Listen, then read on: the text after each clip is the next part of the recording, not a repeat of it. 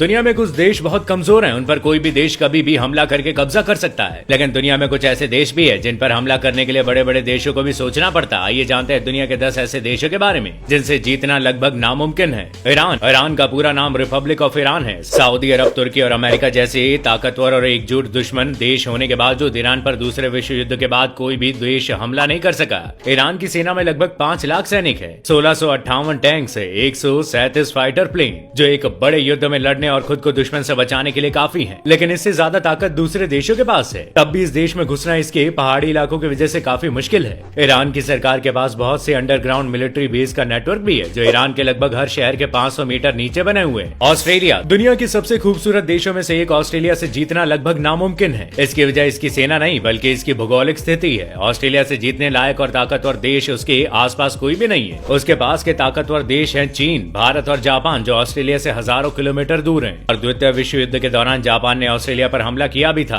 लेकिन वो हमला कारगर साबित नहीं हो सका। रूस, नेपोलियन और हिटलर ने अपने अपने समय में अपनी ताकतवर सेना के साथ रूस पर कब्जा करना चाहा था, लेकिन उन्हें वापस लौटना पड़ा। रूस की इतनी सुरक्षा की सबसे बड़ी वजह इसकी ज्योग्राफी है, क्योंकि यह दुनिया का सबसे बड़ा देश है। इसकी ज्यादातर जमीन पहाड़ों, जंगल और बर्फ से घिरी हुई है। इस वक्त रूस दुनिया का सबसे ताकतवर देश भी है और दुनिया के सबसे ज्यादा परमाणु हथियार भी रूस के पास है, जिससे इसे जीतना लगभग नामुमकिन है। नॉर्थ कोरिया यह दुनिया के सबसे सनकी तानाशाह किम जोंग उन का देश है। नॉर्थ कोरिया की दुश्मनी दुनिया के लगभग सभी देशों से है, फिर भी कोई भी देश इस पर हमला नहीं करता। इसकी वजह इस देश की बहुत बड़ी सेना जिसमें 10 लाख से ज्यादा सैनिक, 4200 से ज्यादा टैंक्स, 222 से ज्यादा घातक हेलीकॉप्टर और तो और इस देश के पास परमाणु हथियार भी है। इतना क्रूर तानाशाह होने के बावजूद नॉर्थ कोरिया की जनता किम जोंग को बहुत मानती है, इसलिए देश पर भी कब्जा करना कोई आसान काम नहीं है।